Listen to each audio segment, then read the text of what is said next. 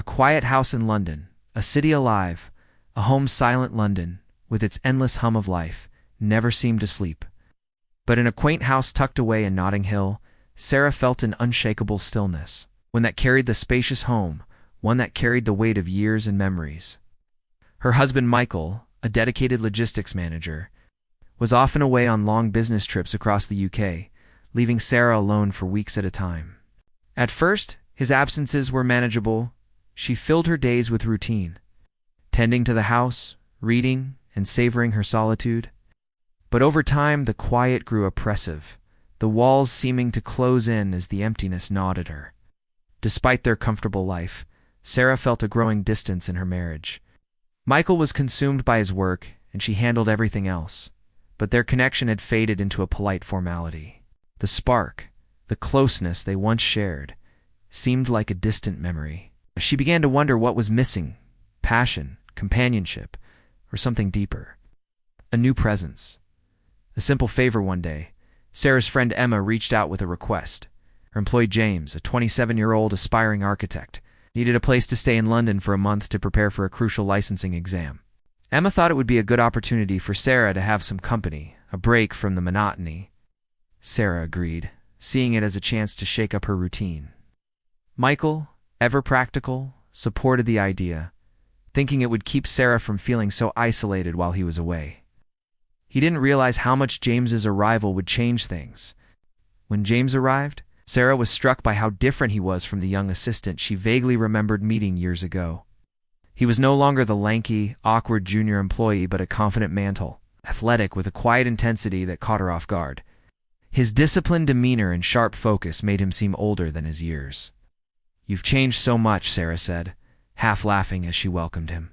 He smiled modestly, explaining his dedication to his studies and fitness, his voice carrying a maturity that surprised her. Ah. A shift in the air, James settled into the guest room, bringing a new energy to the house. He spent his days studying or working out, but his presence was impossible to ignore. Sarah found herself watching him more than she meant to, drawn to his quiet confidence and the way he carried himself with purpose. She tried to dismiss it as admiration for his discipline. But there was something else, something that stirred feelings she hadn't acknowledged in years. In contrast, Michael's absence felt starker. His focus on work left little room for her, and the comparison to James's attentiveness was unavoidable. The house, once too vast and empty, now buzzed with a subtle tension. Small moments, a shared glance, a brief conversation began to feel heavier, charged with unspoken meaning. One evening, Sarah decided to make dinner, choosing a dress that flattered her figure, telling herself it was just to feel good. She wanted James to feel at home, to ease the intensity of his studies. Over dinner, they talked about his exam, and Sarah offered encouragement. "You're so driven, James. I'm sure you'll do brilliantly," she said, her tone softer than intended. His eyes met hers, and for a moment, something shifted. When he offered to help with the dishes, their hands brushed as she passed him a plate. "Always this polite, or just trying to impress?" she teased. He laughed, his gaze lingering. "I was raised to pitch in," he said, but his tone hinted at something deeper. A growing temptation. That night, Sarah couldn't sleep. The brief touch, the way James looked at her, it lingered, stirring something she couldn't name.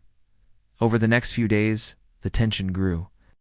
Every interaction, every glance seemed to carry weight. She caught herself noticing details about him, the way his shoulders moved, the focus in his eyes. It wasn't just his appearance, though his toned frame was hard to ignore. It was how he saw her, as if she was more than the dutiful wife she'd become. One afternoon, while preparing lunch, Sarah dropped a spoon. As she bent to pick it up, she felt James's gaze. When their hands grazed as she stood, a jolt ran through her. "Sorry, I didn't mean to startle you," he said, his voice low, but his eyes betrayed the same spark she felt. The air between them crackled, heavy with what neither dared to say. By the water's edge. The next day, needing to clear her head, Sarah suggested a walk to a nearby park with a small pond. James joined her, and though they kept the conversation light, the silence between them was thick. At the pond, Sarah suggested they take a break. "Why don't you join me for a dip?" she said, half joking, gesturing to the water. James hesitated, then shed his shirt, revealing a physique that made her breath catch. They waded in, laughing about the cold water, but the space between them felt electric. Later, as they sat by the pond, their knees brushed, neither moved away. His eyes held hers, and for a moment it felt like the world had narrowed to just them. The return of reality, then Michael came home unexpectedly, shattering the fragile bubble. His cheerful arrival brought a forced normalcy that felt jarring. James kept his distance, but Sarah could see the tension in his posture, the unspoken longing in his glances.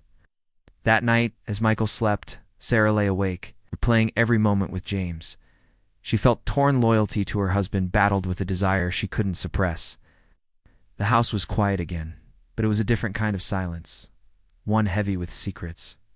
A stolen moment days later, with Michael away again, the tension reached a breaking point.